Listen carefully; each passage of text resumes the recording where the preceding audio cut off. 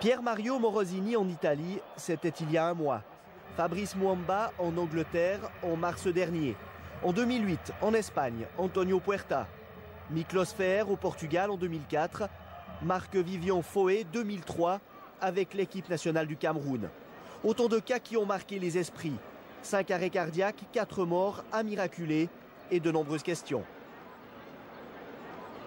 C'est peut-être un phénomène qui frappe de plus en plus parce que ces événements-là sont de plus en plus médiatisés. Aujourd'hui, les sportifs de haut niveau s'écroulent en direct sous les yeux des caméras, des spectateurs. Mais les statistiques démontrent que finalement, le nombre de cas de mort subite chez les sportifs reste à peu près constant. Le football est très touché parce qu'il y a passablement de personnes qui pratiquent ce sport, parce que c'est un sport très dynamique qui permet de révéler les maladies sous-jacentes lors des compétitions intenses.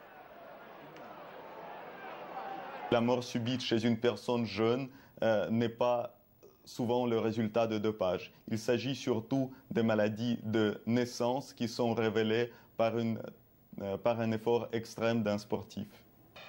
Mais en Suisse, chose pour le moins étonnante, tous les stades de football ne sont pas équipés de défibrillateurs.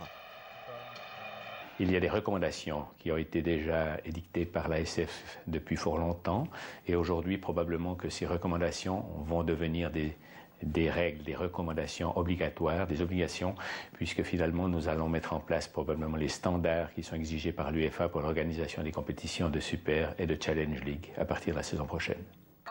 La mesure la plus efficace reste le dépistage. Pour les sportifs d'élite comme pour les sportifs amateurs, les spécialistes recommandent de passer un test cardiovasculaire avant de s'élancer sur un marathon ou sur une patrouille des glaciers par exemple. Les romans sont de fervents lecteurs. L'observation vaut pour les livres mais aussi pour les magazines. Parmi